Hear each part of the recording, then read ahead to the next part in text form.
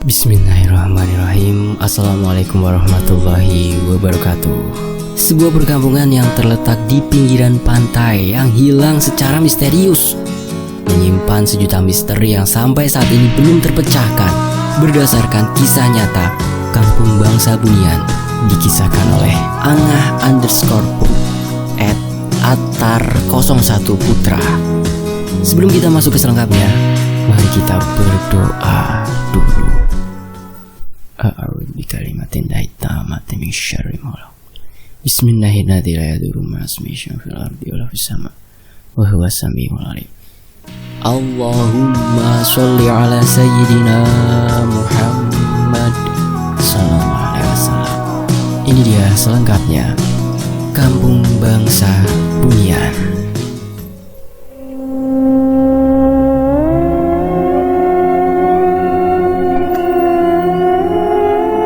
Sudut pandang dari penulis. Waktu itu saya sempat bilang untuk tahan dulu soal treat atau kisah yang satu ini.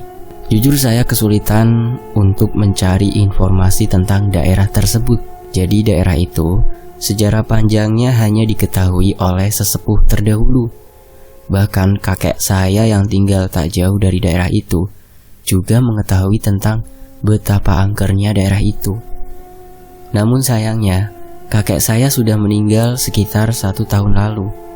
Sebelum beliau meninggal, beliau ini sakit-sakitan dan lumpuh hampir 2 tahun.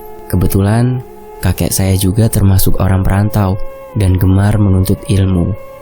Jadi mungkin itulah alasan kenapa kakek saya di waktu meninggal tersebut, saya melihat beliau begitu sulit untuk jiwanya terlepas dari raganya. Jadi sebelum beliau meninggal, beliau sempat diobati oleh 2 orang pintar. Yang satu bertugas membersihkan keris yang dimiliki kakek, dan yang satu lagi mengobati fisik kakek. Sebelumnya mohon maaf, orang pintar yang bertugas membersihkan keris kakek waktu itu meninggal dunia sebelum kakekku meninggal. Keris sempat dikembalikan. Semenjak beliau mengembalikan keris yang waktu itu dia bersihkan, beliau sempat mengatakan, "Abang jangan khawatir." Beliau itu memanggil kakekku abang karena umur mereka tidak berselisih jauh. "Abang sembuhkan saja penyakit abang. Urusan ini," sambil mengangkat keris, "biar aku urus di dunia sana." Begitulah yang kuingat hingga tak lama sudah hampir 1 bulan. Lama beliau tidak berkunjung ke rumah untuk mengobati kakek. Sampai pada suatu hari ibuku, anak dari kakekku, bertemu dengan beliau di jalan sambil jalan santai, tidak menggunakan alas kaki. "Pak D, kenapa tidak pernah ke rumah lagi?" sapa ibuku waktu itu. Nduk, Pak D sakit sama kayak bapakmu," jawab beliau pada masa itu. Kemudian beliau melanjutkan jalan santainya. Ibuku waktu itu sedikit terdiam memikirkan. Namun siapa sangka itu adalah terakhir ibuku bertemu beliau.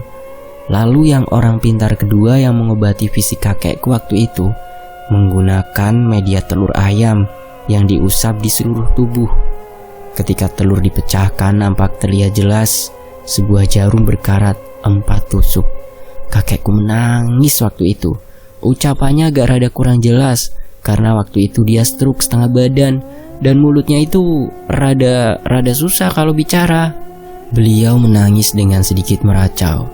Lalu orang pintar itu mengatakan, jika raganya itu dijaga oleh 4 orang yang membawa mandau yang bermaksud ingin mencelakainya. Terus beliau mengatakan, jika orang tersebut berasal tidak jauh dari kakekku tinggal. Itulah penyebabnya kenapa waktu kakek sakit, beliau lumpuh selama 2 tahun. Sewaktu masih sehat, beliau seringkali mengingatkan ayahku untuk menjauhi daerah itu. Menurut orang-orang, jika kita masuk daerah itu kemungkinan bisa tersesat ataupun masuk ke alam mereka. Siapa yang dimaksud mereka? Mereka adalah bangsa Bunian. Itulah sebabnya kenapa daerah itu bernama Kampung Babu, Kampung Bangsa Bunian. Kampung itu bisa dilewati oleh 2 akses darat maupun akses laut. Untuk akses darat bisa menggunakan sepeda motor. dengan jarak tempuh 15 km dari kota. Sementara jika melalui akses laut, untuk sekarang agak sedikit sulit karena rawa yang menghubungkan laut dan perkampungan telah tertutup pepohonan bakau, sehingga sedikit sulit jika harus melalui akses laut. Pernah suatu ketika di saat ayahku dan ibuku pergi bersama rekannya pergi ke rumah kakek untuk menikmati pedesaan dengan meminum kelapa segar, karena kakek memang punya kebun kelapa di belakang rumahnya. Jadi di saat itu rekan ibuku banyak yang tidak bisa membawa motor. Jadi diputuskan pergi menggunakan perahu ketek atau pompong yang sewaktu itu ayahku memilikinya. Ketika ingin menuju ke sana, beberapa kali ayahku salah masuk rawa. Rawa itu langsung terhubung ke pintu air desa. Namun, akses menuju ke sana sangat sulit karena tertutup pepohonan bakau tadi serta jeruju atau tumbuhan duri laut. Kalau nggak salah di sini, ucap ayahku yang berbicara sendiri meyakinkan keraguannya waktu itu. Ketika hampir sampai di penghujung rawa, rawa itu buntu tertutup pohon bakau. Hingga kembali ayahku mengayuh ke belakang dibantu aku waktu itu. Hingga sampai keempat kali baru kami menemukan rawa yang sebenarnya. Di sana kulihat pintu air seperti pada umumnya, dan di atas pintu air itu ada kursi tempat biasa orang duduk. Lalu kulihat kakek seperti sedang menunggu kehadiran kami. Jadi kejadian ini sewaktu kakekku masih hidup ya. Sesampainya di sana, ayah pun mengikat perahunya. Lalu para rekan ibuku naik ke daratan. Dibimbing ibuku menuju rumah kakekku. Mereka pun mendahului aku, ayahku serta kakekku. Kudengar ayahku mengeluhkan kepada kakekku tentang beberapa kali kami salah masuk rawa. Raut wajah kakek seketika berubah mendengar itu. Lain kali nak, kalau mau lewat akses laut, jangan lupa baca ayat 4 serta ayat kursi. Begitulah pesan kakekku yang sampai sekarang masih aku amalkan, meski tidak masuk perkampungan itu. Kemudian ku dengar kakek menambahkan, pantas saja lama sekali aku sudah menduga ini ulah bunian. Untung saja tidak sampai masuk ke alam mereka.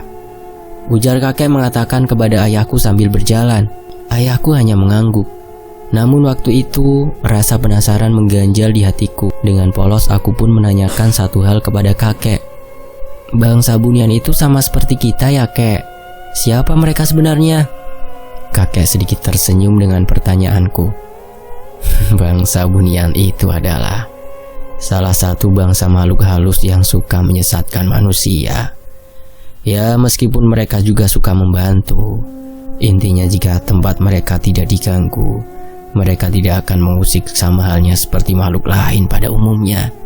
Terang kakekku yang waktu itu bahkan belum seluruhnya cerita. Kemudian beliau melanjutkan, tempat tinggalnya mereka adalah rumah-rumah kosong yang lama ditinggalkan dan hutan-hutan luas.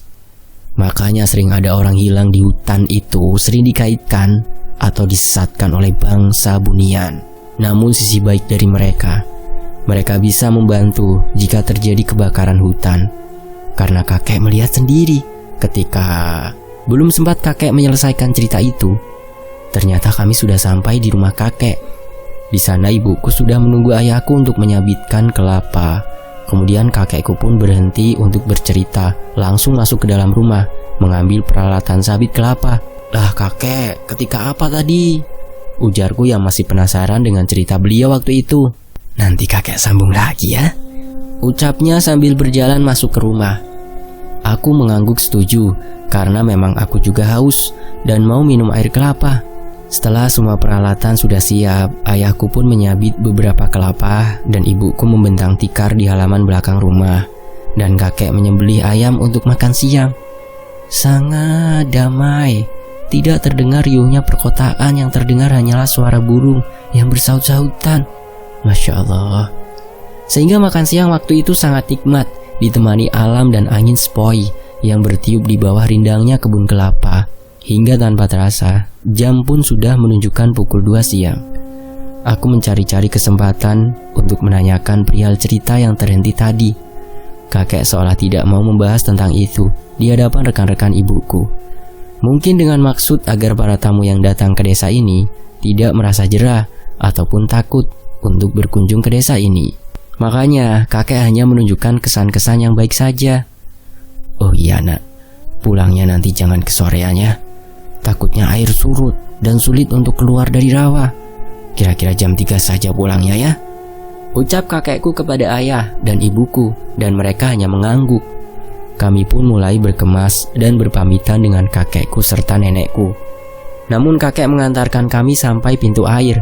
Ketika di perjalanan, seperti biasa, kakek dan ayahku selalu berjalan paling belakang, dan tentunya aku mengikuti. Dan saat itulah kesempatan aku untuk menanyakan cerita yang sempat terputus tadi. Kek, lanjutannya gimana tadi yang kakek ceritain? Ucapku yang penuh penasaran. Oh iya, kakek sampai lupa. Jadi, waktu itu ada pernah terjadi kebakaran hutan. Orang-orang berbondong membawa ember, dan ada beberapa orang yang terjun ke sungai kecil untuk memadamkan api tersebut. Karena dulu pemadam kebakaran sangat sulit masuk untuk mengakses jalan ke sini, para warga memadamkan secara manual. Ketika itu, kakek melihat bangsa mereka ikut membantu. Bentuk mereka seperti manusia pada umumnya. Beberapa ada yang berbentuk seperti kurcaci dengan kulit keriput. Wajah mereka memiliki garis tegak antara bibir dan hidung, lalu kedua alis yang saling menyambung. Ketika melihat itu, kakek hanya diam dan tidak mengatakan kepada warga yang memadamkan api. Lalu setelah api padam, mereka pun menghilang tanpa jejak.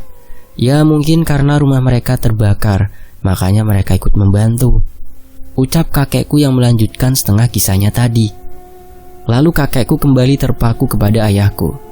Oh iya nak, nanti kalau pas di jalan mau keluar dari rawa, kalau nemu apa-apa yang aneh, baca yang bapak sarankan tadi ya. Dan jangan hiraukan, sampaikan kepada istrimu juga nanti, ucap kakak yang berpesan kepada ayah.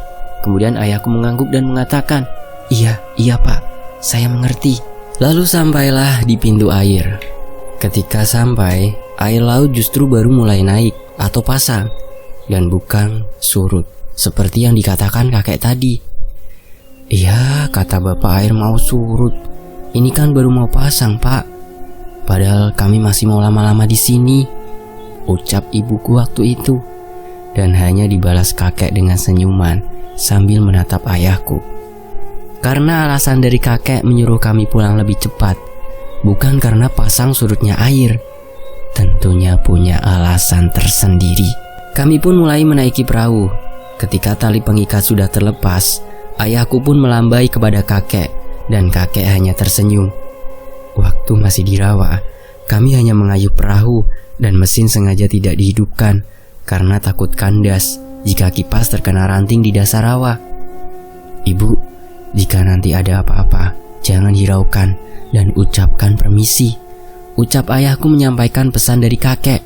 Memangnya kenapa pak? Turuti saja kataku.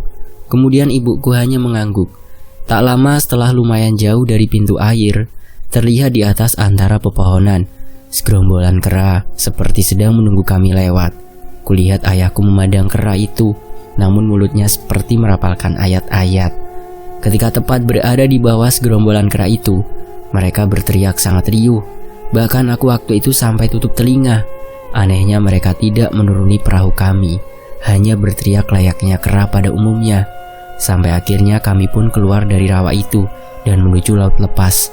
Ayahku mulai menghidupkan mesin perahu, dan perahu pun melaju hingga sore harinya. Pada jam 4 sudah sampai di pelabuhan kota. Alhamdulillah. Yang kurasakan waktu itu, entah kenapa perginya kami begitu terasa lama, dan pulangnya hanya memakan waktu 1 jam. Yang kupikir hanyalah mungkin karena kami beberapa kali salah masuk rawa, sehingga memakan waktu begitu banyak. 2 hari yang lalu, saya sempat mencari informasi tentang daerah tersebut kepada orang-orang sekitar. Namun mereka hanya mengatakan jika cerita tentang daerah itu hanya diketahui oleh orang-orang terdahulu, yaitu kakek dan nenek mereka. Kemudian saya tidak menyerah. Saya kembali menanyakan kepada salah satu grup forum diskusi kabupaten. Tidak sedikit yang menjawab jika tempat itu pernah menjadi salah satu jalur perdagangan pada masa penjajahan Belanda. Lalu beberapa orang yang mengaku asal dari daerah itu untuk yang kaum muda menepis semua info-info dan tanggapan dari banyak orang jika mengatakan tempat itu adalah angker. Alasan kenapa mereka menepisnya, karena sekarang tempat itu telah menjadi salah satu ekowisata yang menampilkan hutan bakau nan indah. Mungkin itulah alasan mereka menepis semua kabar simpang siur yang mengatakan jika tempat itu angker. Namun cerita tetaplah cerita. Tentunya pasti akan tetap ada. Ketika saya sedang minum kopi bersama teman, saya sengaja membuka percakapan yang membahas tentang daerah itu. Salah satu teman saya mengatakan dia kenal dengan orang yang cukup sering berkunjung ke daerah itu. Dan katanya, di sana ada satu orang yang pertama kali tinggal di daerah itu. Dan tentunya orang itu tahu tentang bagaimana awal cerita daerah itu. Sebut saja nama orang itu Rizal. Jadi, Rizal ini seorang fotografer. Wajar saja jika dia sering ke daerah itu. Mungkin dengan alasan menangkap foto-foto indahnya hutan bakau di situ. Kalau begitu, besok temani aku ketemu dengan orang itu ya. Ucapku yang waktu itu masih penasaran. Oke lah kalau begitu, besok jemput aja aku di rumah, ucap temanku. Kemudian keesokan harinya, tepatnya pada pukul 12 siang, kami pun bertemu sesuai janji dan langsung menuju rumah Bang Rizal. Ternyata Bang Rizal pada waktu itu sedang berada di depan rumah, menyiapkan perlengkapan kameranya. Assalamualaikum Bang. Waalaikumsalam. Rehan, ini sama temannya, siapa? Putra Bang, ujarku yang langsung menyalami tangan abang itu. Ada keperluan apa ini Han? Nggak ada perlu-perlu apa sih Bang, cuman teman saya ini mau bertanya tentang kampung babu, ucap temanku. Kulihat Bang Rizal raut wajahnya sedikit berubah dan dia mulai duduk. Dia menghela nafas. Sebenarnya abang juga kurang begitu tahu tentang daerah itu. Namun abang tahu alasan kenapa nama itu adalah kampung babu. Karena babu yang dimaksud merujuk pada kata bangsa Bunian. Apakah selama abang melakukan pemotretan gambar di sana tidak pernah tertangkap gambar bangsa itu Bang? Tidak, sama sekali tidak pernah. Namun pernah ketika saya datang ke situ, mereka seperti mengadakan haul besar yang mengharuskan memotong 1 ekor kambing. Kejadian itu bahkan abang saja sudah hampir lupa. Namun jika ingin lebih jelas, kita ke rumah sesepuh di sana saja. Kebetulan abang mau ke sana sekarang, ucap Bang Rizal yang mengajak kami ke tempat itu. Kami pun menerimanya dan memulai perjalanan. Seperti yang kukatakan sebelumnya, daerah itu terletak berdekatan dengan kakekku tinggal. Jika melewati jalan darat tentunya akan melewati rumah kakek. Namun sayang, kini rumah kakek sengaja dihancurkan dan kebun kelapanya telah dijual untuk pengobatan kakek semasa beliau sakit. Penghancuran rumah beliau itu dengan alasan tidak ada lagi yang tinggal di sana. Nenekku pun dibawa ke kota, lalu tinggal bersama anaknya yang paling bungsu, lebih tepatnya adik ibuku. Ketika aku melewatinya lagi, kulihat hanyalah bagian dapur yang tidak dihancurkan. Namun di halaman kini telah tertutup rumput ilalang yang tinggi. Di hadapan bekas rumah kakek itu terdapat tugu pahlawan. Ternyata dulu daerah ini ikut andil dalam menyelamatkan kota Kuala Tungkal dari tentara Belanda. Lama masuk akhirnya kami pun sampai di rumah sesepuh yang dikatakan Bang Rizal. Kulihat rumahnya seperti bangunan zaman dulu dengan jendela kayu khas orang jadul. Assalamualaikum Mbah Nang, ucap Bang Rizal sambil mengetok pintu. Tak lama keluar kakek tua dengan tanjak di kepalanya. Waalaikumsalam. Ada Nak Rizal. Ayo silakan masuk, ucap kakek tua itu sambil melangkah naik ke rumah yang diiringi Bang Rizal, aku dan temanku. Duduk dulu Nak, Mbah ambilkan minum, ucap Mbah yang sambil melangkah masuk ke dapur. Enggak usah repot-repot Mbah, kami enggak lama kok, ucap Bang Rizal sambil duduk. Lalu tak lama Mbah Nang pun keluar dengan membawa rokoknya. Namun dia tidak membawa minuman apapun. Bentar ya, minumnya lagi dibuatin. Ada perlu apa Nak Rizal? Maaf Mbah jadi merepotkan. Sebenarnya saya kesini karena adik-adik ini, ucap Bang Rizal sambil menunjuk kami. Aku pun seolah mengerti dan langsung menyalami tangan Mbah Nang. Oh gitu, Mau tahu sejarah tentang daerah ini? Kami hanya mengangguk. Kemudian Mbah akan mulai ketika daerah ini masih terhempas pasir putih nan indah, dan kisahnya dimulai di sini. Kami pun memperhatikan Mbah Nang. Kemudian beliau menghisap rokok linting yang biasa dia hisap, kemudian mengepulkan asapnya ke atas. Jauh sebelum adanya pemukiman, daerah ini dulu hanyalah hamparan pasir putih dengan pantai yang langsung mengarah ke Laut Cina Selatan yang terletak di dua dusun, Dusun A dan Dusun B. Dulu sebelum kota Kuala Tungkal belum memiliki nama, daerah ini adalah yang pertama akan disinggahi sebelum melanjutkan perjalanan, karena dulu yang ada hanyalah transportasi laut. Sekitar abad 17-an, daerah ini akhirnya mulai dihuni masyarakat. Namun masyarakat yang menghuni kebanyakan dari suku Melayu, hingga daerah itu dulu disebut dengan orang Kampung Melayu. Namun sebelum daerah itu menjadi sebuah perkampungan Melayu, para pemimpin daerah ingin membuat perkotaan yang menjadi pusat dari perdagangan agar lebih memudahkan orang desa untuk menjual hasil kebun serta laut yang diperoleh. Hingga mereka menemukan daerah dengan tanah yang cocok untuk berkebun dan menjadikannya pusat kota. Sekarang nama daerah itu Seberang Kota. Namun tak lama dari itu, pusat kota kemudian dipindahkan lagi dengan alasan Seberang Kota itu hanya cocok untuk berkebun dan bukan untuk dijadikan kota.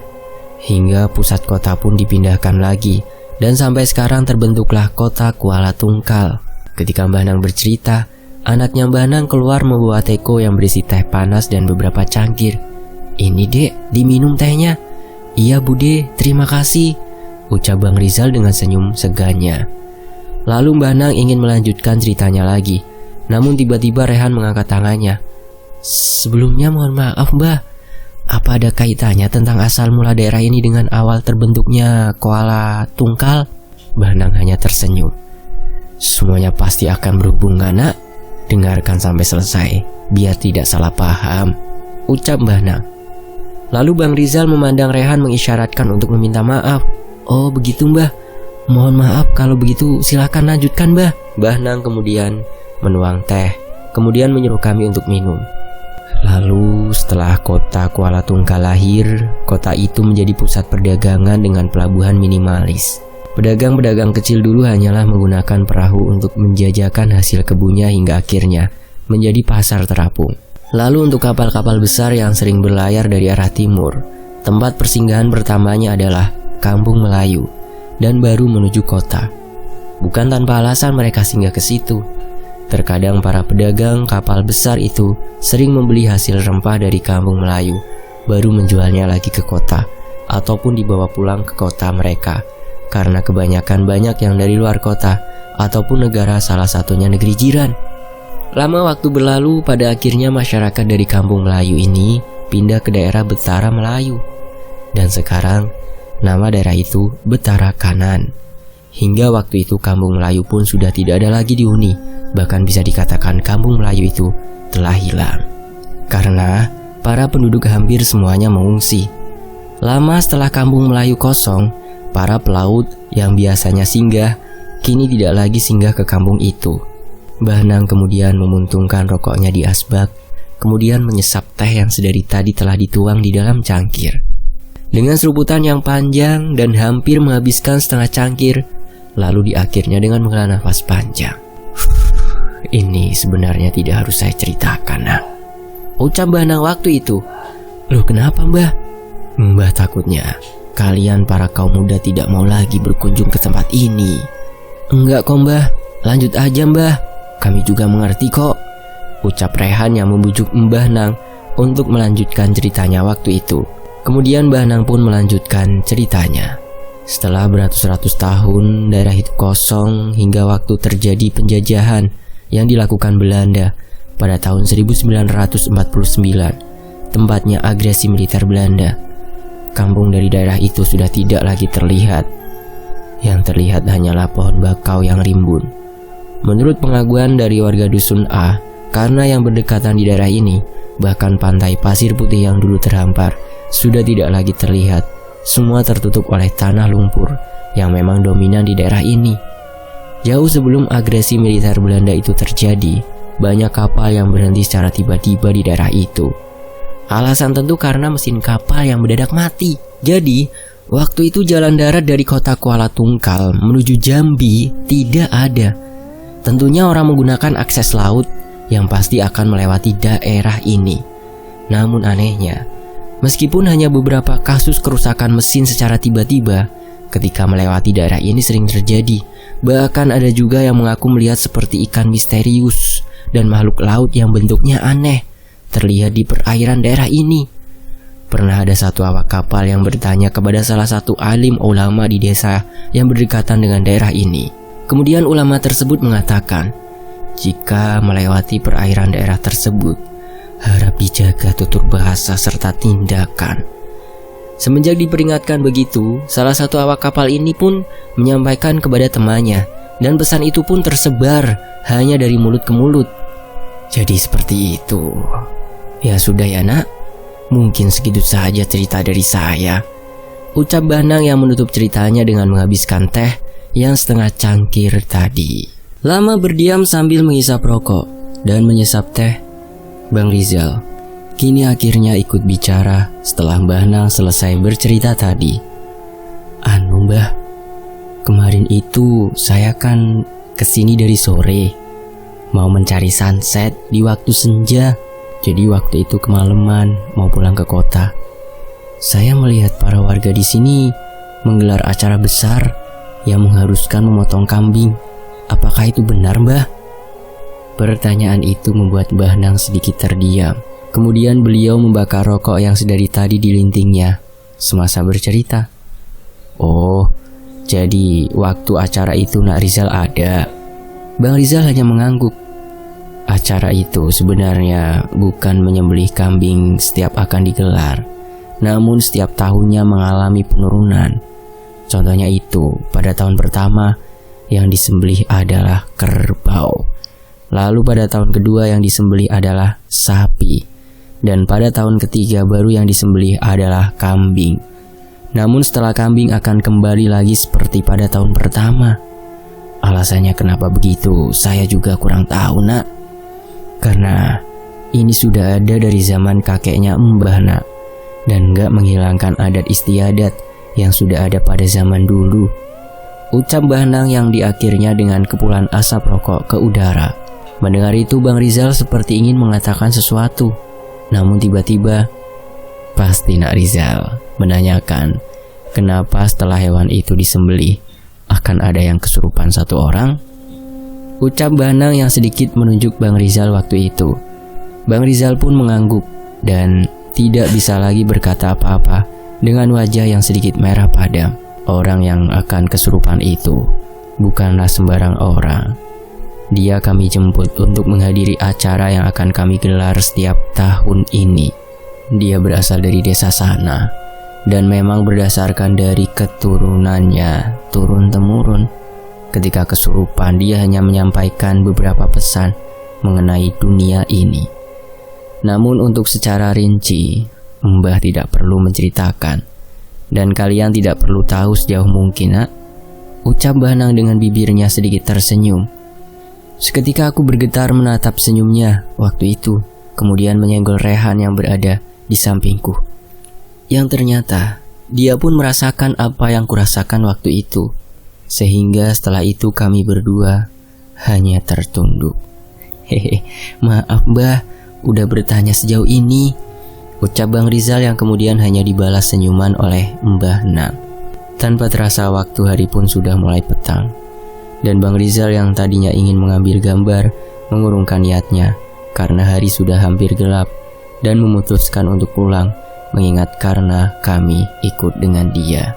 Baiklah Mbah, terima kasih sudah mau berbagi cerita kepada kami. Mohon maaf Mbah bila saya ataupun adik-adik ini ada yang salah kata. Kami mau pamit pulang ya Mbah. Oh ya silakan Nak Rizal, lain waktu berkunjunglah lagi ke rumah Mbah, ucap Banang yang tersenyum tulus, bahkan matanya sampai terpejam. Insya Allah ya Mbah. Kami pulang dulu Mbah. Assalamualaikum. Waalaikumsalam. Kami pun melangkah keluar rumah lalu menghidupkan motor dan mulai berjalan menuju kota. Di dalam hati aku masih terpikir apa sebenarnya yang tidak aku ketahui tentang daerah itu.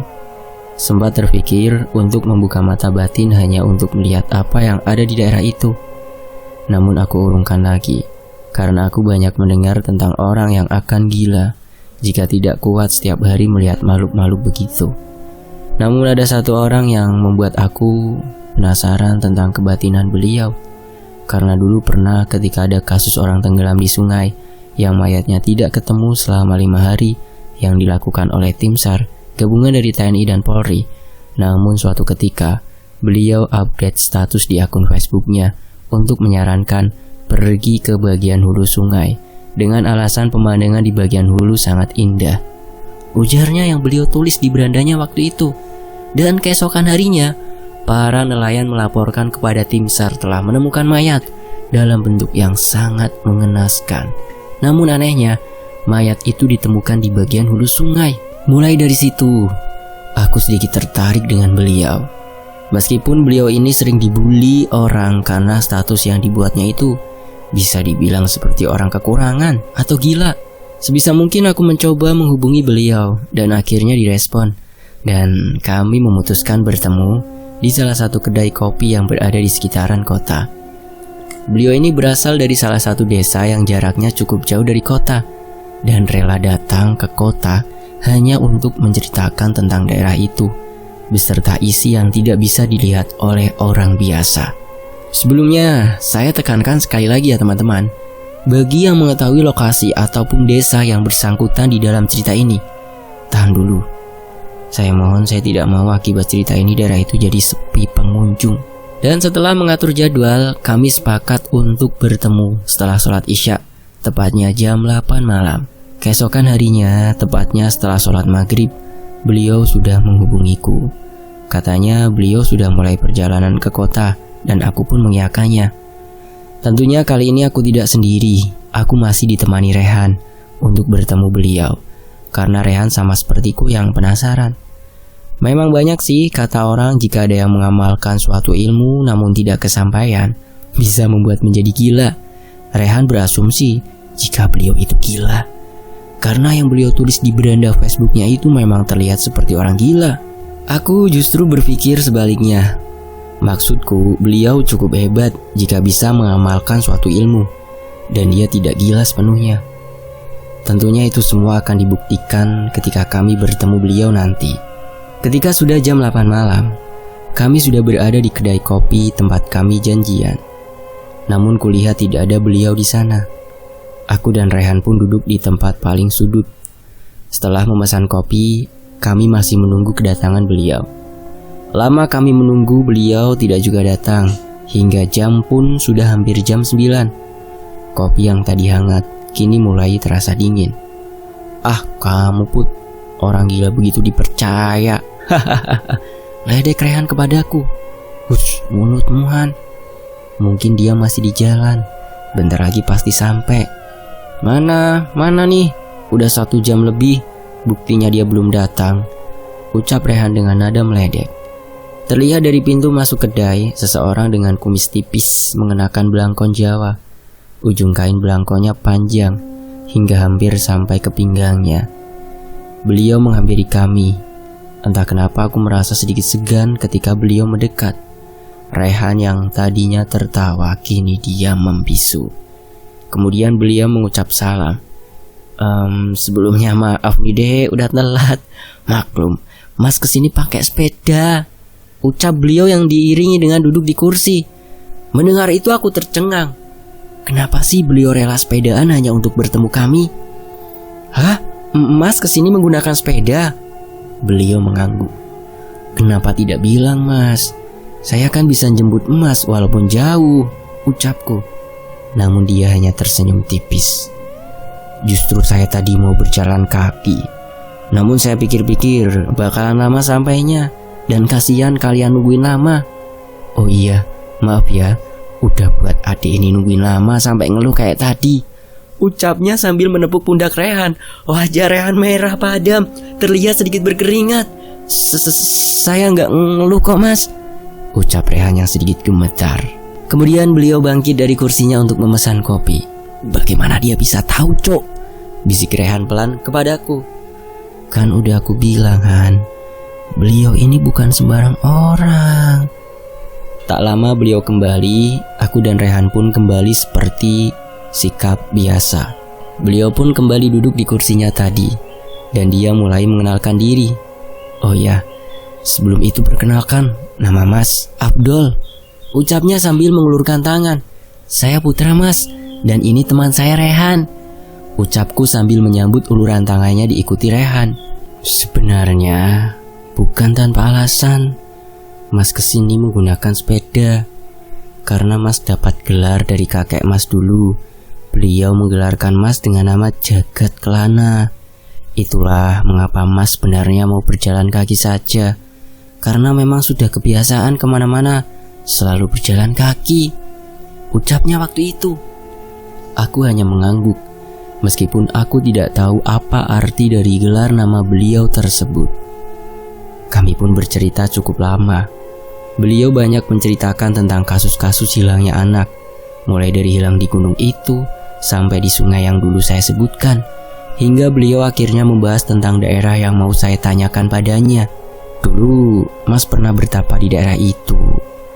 Dulu sebelum tempat itu menjadi salah satu wisata hingga ramai seperti sekarang, ucapnya yang memulai percakapan tentang daerah itu.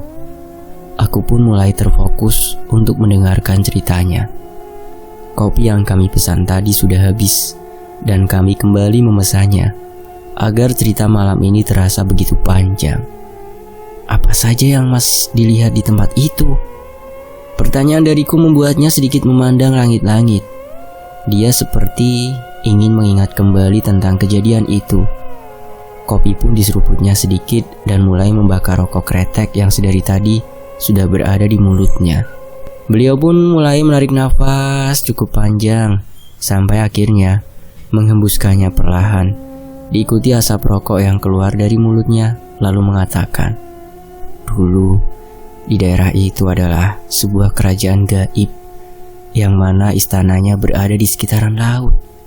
"Kerajaan gaib?" ucapku yang sedikit terkejut.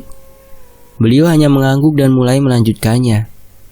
"Waktu saya bertapa di situ, saya hanya berada di sekitaran pemukiman kampung.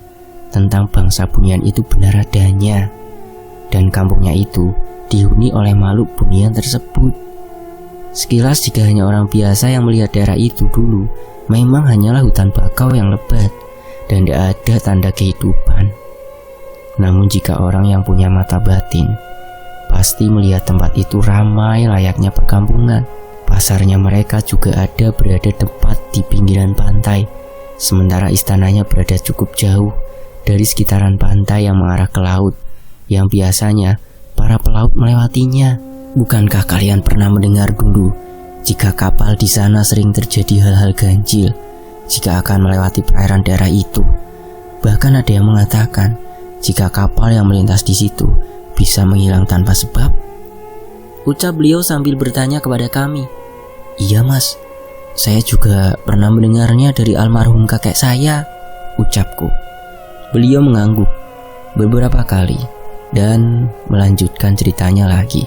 "Kemungkinan mereka masuk ke alam mereka, dan biasanya makhluk bunian itulah yang kerap menyesatkan manusia. Siapa raja mereka, saya tidak begitu mengetahuinya, karena jika ingin mengetahui siapa rajanya, tentunya harus ke istana untuk melihat siapa yang berada di singgasana raja.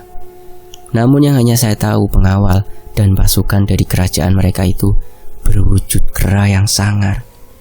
Biasanya jika kita hampir mendekati istananya, para kera itu akan memberitahukan kepada rajanya dengan cara berteriak sangat riuh. Jika sudah begitu, semua bergantung keputusan raja. Apakah orang yang mendekati itu akan dijadikan budak di istana atau tidak? Yang jelas mereka tidak mau menyesatkan orang tanpa alasan," ucap beliau yang kemudian mulai menyesap kopinya. "Iya, aku jadi teringat ketika aku pergi ke kampung kakek yang melewati akses laut, yang mana ketika pulangnya kami bertemu pasukan kera yang berteriak riuh waktu dulu." "Pasukan kera ya Mas?" Dulu ketika saya berkunjung ke kampung kakek melewati akses laut, kami sempat bertemu pasukan kera yang berteriak seperti Mas ceritakan. Waktu itu, almarhum kakek sempat mengingatkan jika bertemu hal aneh, bacalah ayat 4 dan ayat kursi. Alhamdulillah mereka tidak mengganggu kami dan kami pulang ke kota dengan selamat. Ucapku yang menjelaskan kepada Mas Abdul tentang kejadian waktu itu. Apa yang diajarkan almarhum kakekmu itu memang benar. Ayat 4 itu antara lain surat Al-Fatihah, Al-Ikhlas, Al-Falaq, dan An-Nas. Bukan tanpa alasan kenapa surah ini menjadi surah yang bagus untuk diamalkan, terutama ketika menghadapi hal semacam itu. Al-Fatihah adalah pembuka dari semua ibadah setiap sholat. Jika tidak membaca surah Al-Fatihah, bukankah tidak sah? Lalu Al-Ikhlas ini menegaskan tentang keesaan Allah Subhanahu wa Ta'ala, sembari menolak segala bentuk persekutuan terhadapnya. Al-Falaq ini berarti waktu subuh. Namun inti dari surah ini adalah perintah agar kita sebagai umat manusia senantiasa memohon perlindungan kepada Allah Subhanahu wa Ta'ala menghadapi segala keburukan yang tersembunyi. Lalu surah An-Nas yang berarti manusia. Inti dari surah ini adalah kita sebagai manusia dianjurkan untuk memohon perlindungan kepada Allah Subhanahu wa Ta'ala dari pengaruh hasutan jahat setan yang menyelinap dari dalam diri kita. Ditambah lagi membaca ayat kursi. Makhluk-makhluk seperti mereka tidak akan kuat melawan lafaz-lafaz Allah yang kamu ucapkan sewaktu kalian bertemu pasukan kera itu, ucap Mas Abdul. Aku pun mengangguk mengerti tentang penjelasan beliau. Sungguh dalam sekali. Rehan yang sedari tadi dia mendengarkan Mas Abdul bercerita, kini dia mulai memberanikan diri untuk bertanya kepada beliau. Oh iya Mas, memangnya makhluk bunian itu seperti apa? Apakah wujudnya sama seperti manusia pada umumnya? Perawaan tubuh mereka itu seperti manusia, hanya saja agak sedikit membungkuk, namun tidak semuanya. Ada yang berbentuk kerdil dengan wajah tua keriput. Namun yang saya begitu ingat ketika bertapa di sana, saya kerap kali diganggu anak kecil yang bermain mengelilingi saya. Anehnya, anak kecil itu berjalan terbalik. Ketika mendengar itu aku sedikit terkejut, lalu menelan air kopi sedikit tersedak. Apa Mas? Berjalan terbalik? Maksudnya posisi kakinya terbalik itu? Iya begitulah, dengan wajah yang setengah hancur. Kadang sering saya suruh main jauh-jauh agar tidak mengganggu, namun ya tetap saja. Namanya juga anak-anak, sama umumnya dengan anak manusia biasa, tidak cukup dibilangin sekali, ucap Mas Abdul sedikit tertawa kecil. Lalu untuk makhluk lainnya Mas, apakah ada yang sedikit mencolok? Tanyaku yang semakin penasaran. Ya ndak ada sih, palingan banyak kunti yang berterbangan dari pohon ke pohon. Ndak ada takutnya lagi sih kalau udah ketemu gituan. Dulu sempat beredar tentang salah satu acara stasiun TV ingin mengadakan uji nyali di daerah itu, namun dibatalkan. Katanya aura di sana terlalu kuat, dan juga para sesepuh desa yang berada di sekitaran daerah itu tidak bertanggung jawab jika ada orang yang hilang. Karena jawaban dari sesepuh itu akhirnya tidak jadi, dan berita itu pun hanya sampai dari mulut ke mulut, ucap Mas Abdul yang sedikit menambahkan tentang daerah itu. Aku hanya mengangguk dan tidak menambahkan apapun, karena memang cerita tentang dibatalkannya acara uji nyali itu hanya beredar dari mulut ke mulut, yang mana sudah hampir semua orang tahu. Namun untuk pembuktian stasiun TV mana yang mau mengadakan sampai saat ini juga tidak ada yang tahu. Mas Abdul kembali menyesap kopinya dan memuntungkan rokok yang sedari tadi ada di tangannya. Lama kami bercerita, tanpa terasa jam pun sudah hampir pukul 12 malam. Kami pun memutuskan untuk pulang. Sebelumnya kami menyarankan agar Mas Abdul tidur di rumahku dulu dan pulang besok pagi. Namun beliau menolak dan mau pulang malam itu juga. Kami pun tidak bisa memaksa beliau, dan hanya bisa mengantarkan beliau sampai perbatasan gerbang Selamat Datang Kota. Akhirnya setelah banyaknya informasi yang saya dapatkan tentang daerah itu, saya memberanikan diri untuk mengulasnya. Jujur meskipun ada sedikit keraguan ketika harus membahas tentang bangsa mereka, namun saya coba untuk memberanikan diri dengan meyakinkan diri bahwa tidak ada yang lebih kuat kecuali Tuhan Sang Pencipta. Saya sempat ingin mengetahui lebih dalam tentang daerah itu. Namun saya urungkan mengingat tempat itu kini telah menjadi salah satu tempat wisata yang dimiliki kota saya. Tentunya pasti akan berpengaruh besar jika harus saya kupas sedetail mungkin. Tempat yang menampilkan keindahan hutan bakau dan pohon mangrove yang sangat memukau. Menurutku, mungkin begitulah cara alam bekerja untuk menunjukkan eksistensinya. Dengan begitu banyaknya misteri yang hingga kini belum terungkap, agar pemerintah membuka mata untuk menjadikan tempat itu salah satu ekowisata kota. Mendengar tentang beredarnya desas-desus penghuni daerah itu, pemerintah kabupaten sempat menanggapinya. Mereka mengatakan jika kita tidak harus sepenuhnya percaya, mengingat di zaman sekarang untuk hal semacam itu sudah jarang didengar. Namun salah satu media pernah menuturkan dan bertanya kepada salah satu sesepuh warga yang pertama membuka pemukiman di daerah itu terkait penghuni gaib daerah itu. Sebut saja nama sesepuh itu Pak Ahmadi. Pak Ahmadi mengatakan jika dulu waktu pertama kali bermukim di daerah itu sering merasakan kejadian-kejadian mistis, sehingga beliau menyimpulkan jika daerah itu pernah menjadi pusat kerajaan gaib. Namun seiringnya bertumbuhnya daerah ini menjadi lokasi pemukiman masyarakat, kemungkinan telah ada perpindahan ke tempat lain untuk lokasi kerajaan dunia gaib tersebut. Ya, demikian teman-teman. Mungkin ini saja pembahasan saya tentang bangsa Bunian ataupun daerah itu. Penulis mohon maaf apabila ada pihak yang tersinggung ataupun dirugikan. Percaya atau tidak, semua tergantung keyakinan masing-masing. Tetap berpegang teguh terhadap keyakinan, dan tidak ada makhluk manapun yang lebih kuat dibanding Sang Pencipta, Allah Subhanahu wa Ta'ala. Akhir kata, wassalamualaikum warahmatullahi wabarakatuh. Terima kasih Mas Put, terima kasih teman-teman. Saya pamit, sampai jumpa di kisah lainnya. Wassalamualaikum warahmatullahi wabarakatuh. Alhamdulillah.